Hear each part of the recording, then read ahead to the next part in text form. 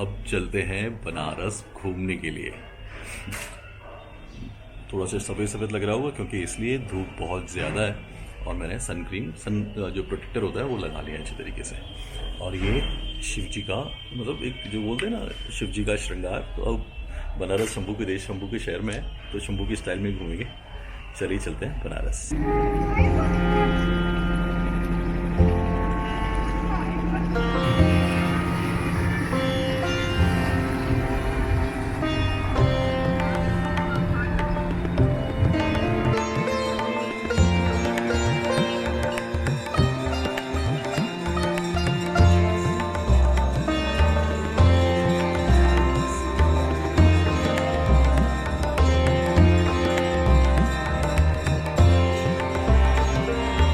घोटिएगा मत, खाइएगा। घोटिएगा मत, नहीं तो खाली चबाइए। घोट लेंगे तो विस्की का नाम पी लिया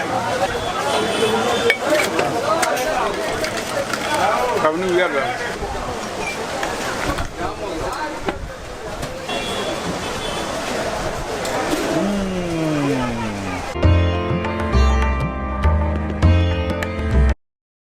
अब सही में शाम हो रही है और बहुत ही अच्छे और खूबसूरत घाट से मैं निकल रहा हूं।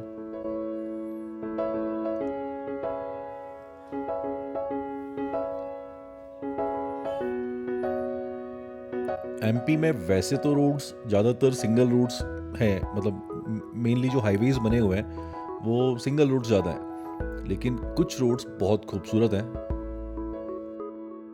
उनमें से ये एक घाट।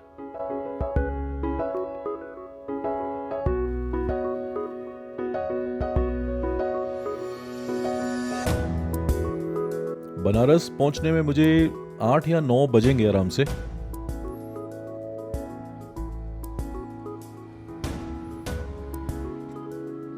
और ये आप देख सकते हैं कि मध्य प्रदेश की सीमा जो है वो अब समाप्त हो गई है।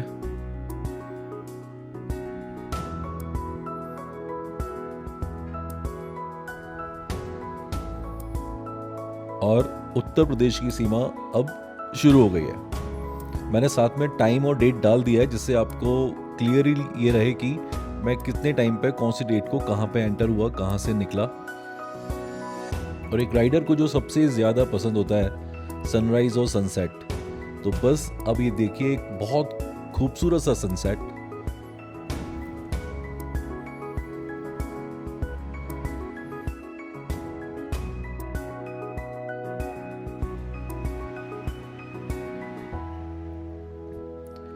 एमपी में जो पेट्रोल की कीमत थी वो बहुत ज़्यादा थी, मतलब 101 या 102 रुपए तक भी था।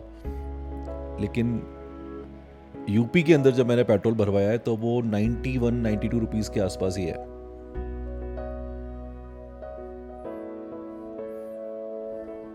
अब थोड़ी देर में बस अंधेरा होने ही वाला है और मुझे प्रयागराज क्रॉस करके फिर बनारस पहुंचना है। ये यहाँ पे गुलाब जामुन मिलते हैं कुल्हड़ में, सिल्वर कलर का ये रैप करके रखते हैं और उसके अंदर गुलाब जामुन देते हैं। मैंने पिछली बार जब आया था तब मैंने खाए थे। एक्चुअली ऐसी चीजें खाने का मन तो करता ही है। तो अब हमारी एंट्री हो रही है प्रयागराज के अंदर।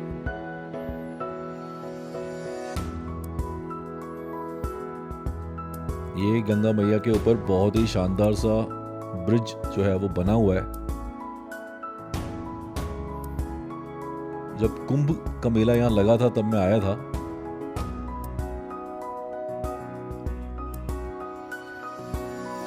बहुत ही खूबसूरत सी लाइटिंग।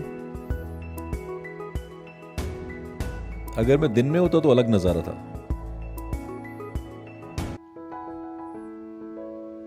मस्त एकदम चकाचक हाईवेज बने हुए हैं यूपी के अंदर।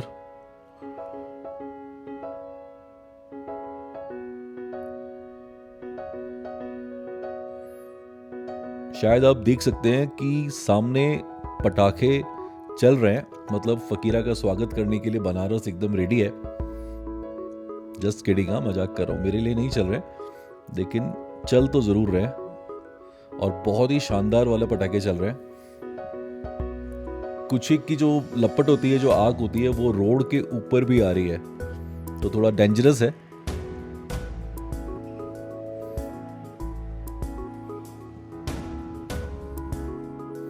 लेकिन ये बनारस में मेरा स्वागत मुझे अच्छा लगा।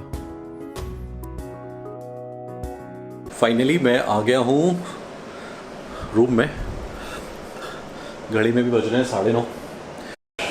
ये होटल है जहाँ पर मैं रुका हूँ।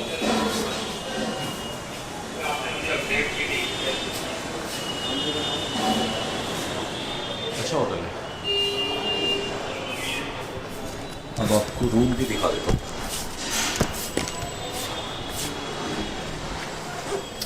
रूम पूरा मैसअप हो रखा है अच्छे तरीके से, तो वो तो खैर आपको पता ही है कि क्यों हो रखा है। अच्छा, कुछ लोगों को मैंने पहले ऐसा बता दिया था कि मेरा पैंट की कंपनी मुझे नहीं पता था, तो हेल्ड लिखा हो, हेल्ड बाहर का है, इंडिया का नहीं है।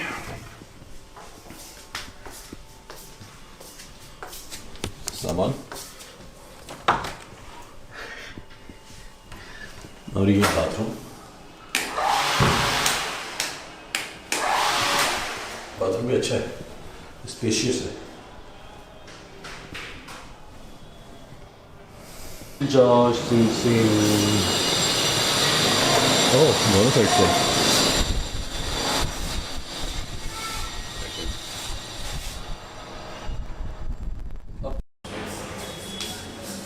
तो ये है यहाँ का रेस्टोरेंट। अभी आ सकता हूँ ना? साफ सफाई चल रही है।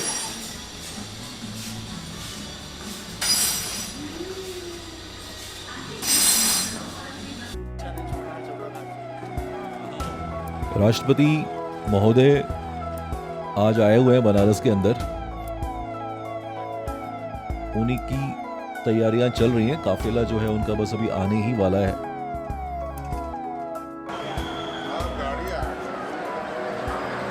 दशाश्वमेध घाट के ऊपर वो जाएंगे गंगा आरती को देखने के लिए, ज्वाइन करने के लिए।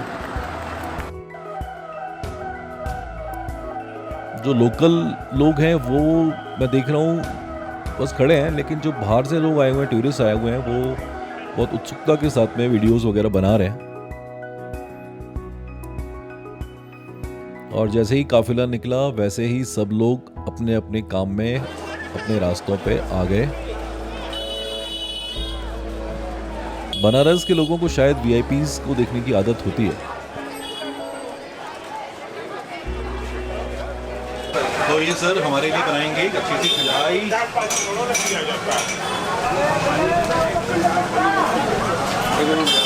ये क्या है? मलाई है। मलाई पीली है। कब नहीं हुआ नहीं।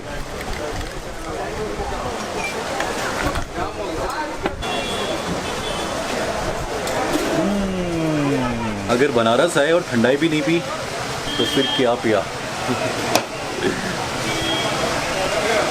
अब चलते हैं बनारस घूमने के लिए।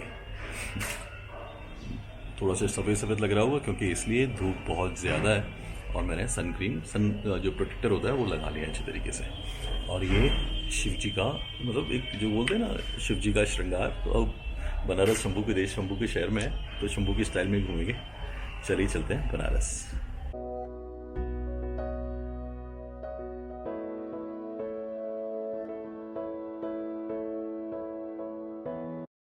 तो दोस्तों, अगर आप मेरी तरह घूमते घूमते आए हैं और किसी से पूछेंगे बनारस में अच्छी पूड़ी जलेबी कहाँ खानी है, देसी घी वाली, तो वो है मधुर जलपान। थोड़ा कन्फ्यूजन है, 2 दुकानें हैं लेकिन आमने सामने है और एक ही है। यहाँ पे देश की बहुत गजब गजब की पर्सनालिटीज़, बड़ी बड़ी पर्सनालिटीज़ आई हुई हैं। सब ने यहाँ पर पूड़ी सब्जी वगैरह खाई है, देसी घी की पूड़ी। तो गली देख के या जगह देख के अनुमान नहीं लगा सकते। यहाँ पे जो अनुमान आप बनारस में लगा सकते हैं वो यहाँ का स्वाद देख के ही लगा सकते हैं। तो बहुत ट्रेडिशनल सी दुकान है, बहुत पुरानी दुकान है, और बहुत ही अच्छा नाश्ता मैंने अब कर लिया है।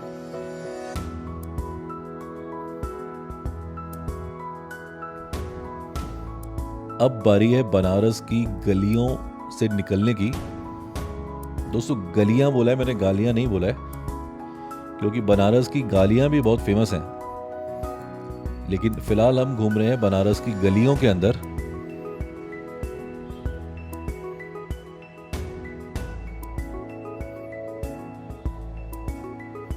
वैसे तो परंपरागत शहर जिस तरीके से होते हैं, मतलब कोई भी आप शहर में जाएंगे तो जब पुराना शहर और नया शहर हर जगह आपको मिलेगा, तो पुराने शहर के अंदर का जो माहौल होता है वो थोड़ा पुराने टाइप के लोगों जैसा ही होता है।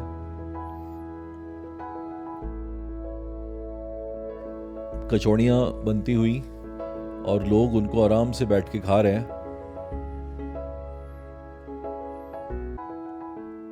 यहाँ के लोगों में एक चीज है कि मस्ती है, बहुत ज्यादा टेंशन लेके जीने वाले लोग नहीं है बनारसी।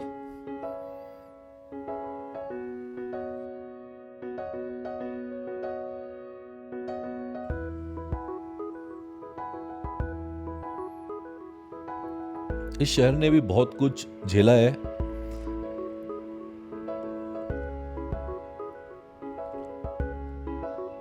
तो पुराने टाइम के अंदर जो भी चीजें बिगड़ी हैं उनको दोबारा रिसाइकिल किया जा रहा है, दोबारा सही से बनाया जा रहा है, ठीक किया जा रहा है।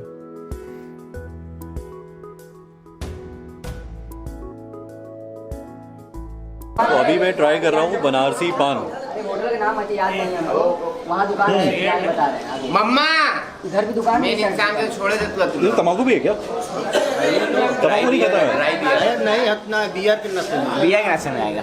घोटिएगा मत खाइएगा, घोटिएगा मत खाली चबाइए, घोट लेंगे तो विस्की का नाम आएगा।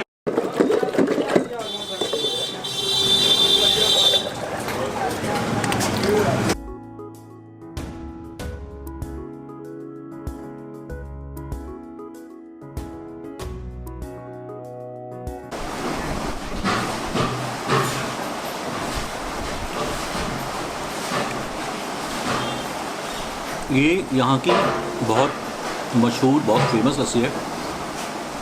इस लस्सी की दुकान का नाम ब्लू लस्सी। क्या चीज़? ब्लू लस्सी है। और जो रोड में आपको दिखाई है या जो दिखाऊंगा अभी, वो मणिकर्णिका घाट की तरफ जाती है। मणिकर्णिका घाट एक मुक्ति धाम है जहाँ 24 घंटे जो डेड बॉडीज़ होती हैं, चिताएँ होती हैं, उनको जलाया जाता है, दाह संस्कार किया जाता है। तो उसी रोड पे है ये, तो इसलिए आपको अगर इसमें डेड बॉडी के शॉट आएंगे वो भी दिख सकते हैं।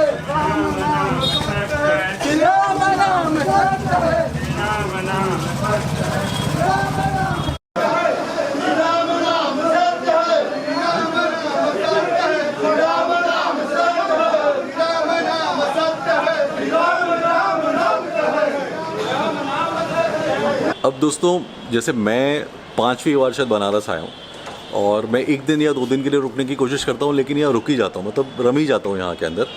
तो वैसे मेरे ये जो मित्र हैं डैनियल, जिनसे मेरी आज अभी मुलाकात हुई है, ये अमेरिका से आए हैं लेकिन 10 साल से यहाँ रम गए हैं बनारस के अंदर। तो डैनियल, ऐसा क्या है बनारस में जो आप यहाँ रम गए हो?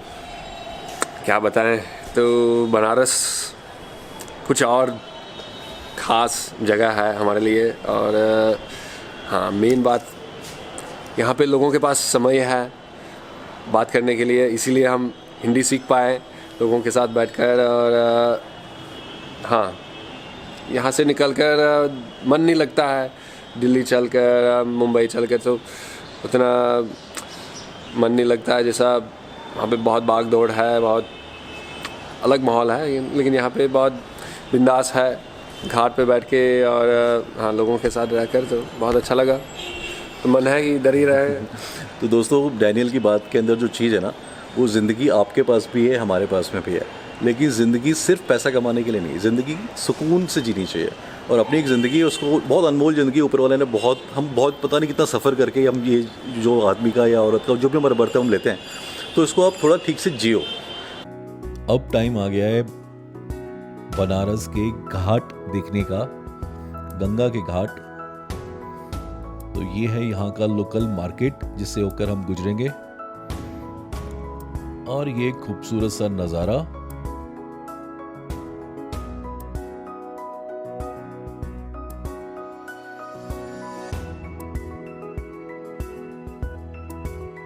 अब मैं शुरू कर रहा हूँ ये जो टिपिकली जो पानी का जो वोट रहता है उससे जितने घाट हैं उनका एक सफ़र गंगा के अंदर। तो गंगा घाट के अंदर मैं आपको दिखाऊंगा अब जितने भी सब घाट आएंगे इनका नज़ारा। ये बनारस के बहुत ही खूबसूरत से घाट, इनकी संख्या जो है वो 80 है।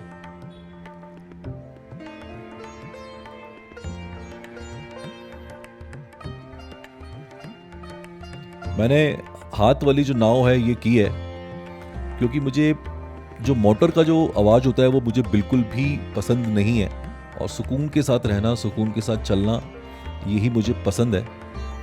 इन घाट के बारे में अगर मैं दोस्तों आपको बताऊं तो ये जैसे हिंदुस्तान के जो घराने हैं उन घरानों को रिप्रेजेंट करते हैं। कोई बड़ी बड़ी शख्सियत हैं उनके नाम पर भी ये घाट बनाए हुए हैं। जैसे ये अहिल्या भाई घाट है, राजेंद्र प्रसाद घाट भी है, दशावमेव घाट भी है, मणिकर्णिका घाट भी है, हरिश्चंद्र घाट भी है। कुछ घाट ऐसे हैं जो बहुत ही ज़्यादा प्रसिद्ध हैं, बहुत ही ज़्यादा फेमस हैं। खासकर अगर आप मेरी बात करेंगे पर्सनली तो मुझे हरिश्चंद्र घाट, दशावमेव घाट और मणिकर्णिका घाट बहुत ज़्यादा पसंद है। इनकी स्पिरिचुअल मान्यता तो है ही सही, लेकिन इसमें ज़्यादातर लोगों का जो कनेक्शन है वो मरने के बाद का होता है, इसलिए मेरा इनसे इंटरेक्शन या अंदर से एक लगाव है। अब जो दोस्तों मैं मज़ा ले रहा हूँ ना, मतलब मैं क्या बोलूँ, मतलब ऐसी जगह ऐसी होती है जिनको सही में बोल के बताना बहुत मुश्किल होता है, लेकिन अब मैं जितना महसूस कर रहा हूँ थोड़ा बहुत महसूस तो आप भी कर ही लोगे। आज मैंने जो मोटर वाला बोट होता है वो नहीं लिया है।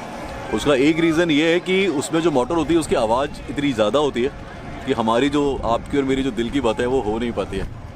और ज़्यादातर पुराने वाले जो व्यूअर्स हैं उनको पता है, काफ़ी दिनों से मैंने बीच में काम नहीं किया है ट्रैवलिंग का, और अभी मैं दोबारा स्टार्ट किया है, तो वो जानते हैं कि मैं अपने लेंस को या अपने कैमरे को अपने सब दोस्त ही समझता हूँ। ऐसा लगता है कि मैं आपसे रूबरू होकर बात कर रहा हूँ। कोई अनाउंसमेंट हो रहा है।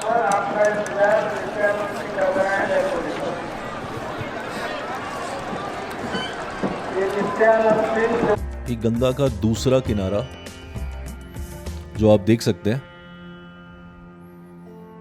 जो भी लोग बोट्स के अंदर हैं वो इन मोमेंट्स को, इन मेमोरीज को कैप्चर कर लेना चाहते हैं, तो सभी लोग अपना जो भी उनके पास में गैजेट्स हैं उससे रिकॉर्डिंग कर रहे हैं। इस घाट के ऊपर मद्रास से जो लोग आते हैं वो ज़्यादा आते हैं, चेन्नई से जो लोग हैं वो ज़्यादा आते हैं। यहाँ पे कुछ पूजा विधि चल रही है।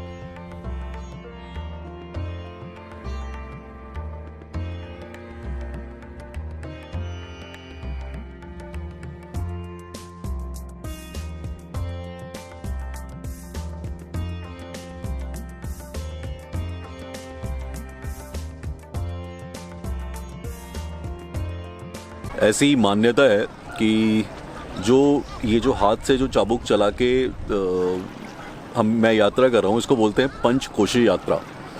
और इसको भगवान श्री राम और माता सीता ने भी किया, और जितने देवी देवता थे उन्होंने भी इस यात्रा को किया है।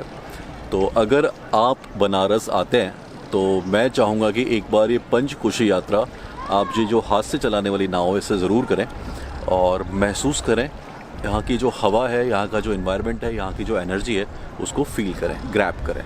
और फिर देखिए ज़िंदगी में जो कितना सुकून आता है कितना नहीं आता वो तो अलग बात है, लेकिन सुकून आना शुरू ज़रूर हो जाएगा, ये दावा है मेरा।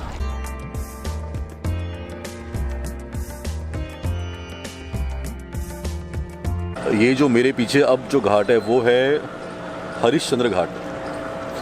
दोस्तों, राजा हरिश्चंद्र ने अपनी सच्चाई के लिए, अपनी ईमानदारी के लिए अपनी पूरी फैमिली बेच दी, पूरा जो भी उनके पास राजपाट था वो भी बेच दिया। और अगर जो खंडर आपको नज़र आ रहा है वो कालुआ डॉम का था, बोला यहाँ पे उसका वो किला बना रखा था, तो वो टूटा तोड़ा गया। और राजा हरिश्चंद्र यहीं बैठकर जो भी शमशान में काम करते थे वो यहीं करते थे। जो भी डेड बॉडीज़ होती थी उनको जलाने का जो काम था वो हरिश्चंद्र साहब ने, महाराजा हरिश्चंद्र ने यहीं पर किया था। कंक्लूजन दोस्तों इतना सा है कि ज़िंदगी में परेशानियाँ, परिस्थितियाँ बहुत आने वाली है, लेकिन आप अपनी ज़िंदगी में सच्चाई पे अड़े रहिए, और जब वो परेशानियाँ जब निकल जाएंगी तब आपको पता चलेगा कि ऊपर वाला आपकी परीक्षा क्यों ले रहा था। हमारे में जो गुण होता है हमेशा उसी चीज़ को जज किया जाता है। ऊपर वाला जो होता है हमें हमेशा वैसी ही चीज़ों से निकालता है, वैसी चीज़ों के अंदर डालता है, हमारी परीक्षा लेता है। जो गुण हमारे अंदर होते हैं कि हम इनसे निकल सकते हैं और एक मजबूत इंसान बन सकते हैं और एक अच्छी ज़िंदगी जी सकते हैं। और एक घाट और है मणिकर्णिका घाट, वहाँ पे भी अभी मैं आपको लेके चलता हूँ। जैसे जैसे अंधेरा होता चला जाता है तो पूरे घाट के ऊपर जो लाइट्स होती हैं उनका जो रिफ्लेक्शन है वो गंगा के पानी के अंदर धीरे धीरे दिखाई देना शुरू हो जाता है। अब जो आप देख रहे हैं ये है महाशमशान मणिकर्णिका घाट। यहाँ 24 घंटे शव जलाए जाते हैं, मतलब आप जब भी आएंगे 24 घंटे यहाँ चिताएं जलती रहेंगी। और ऐसा बोलते हैं कि ये शिवजी के त्रिशूल की नोक पे बना है, तो यहाँ जिसका दाह संस्कार होता है वो सीधा मोक्ष चला जाता है। तो इसलिए यहाँ शव सिर्फ आसपास के नहीं, काफ़ी दूर दूर से यहाँ पे शव लाए जाते हैं और लोगों की मान्यता होती है कि उनका शव यहाँ पे जलाया जाए, दाह संस्कार यहाँ पर किया जाए।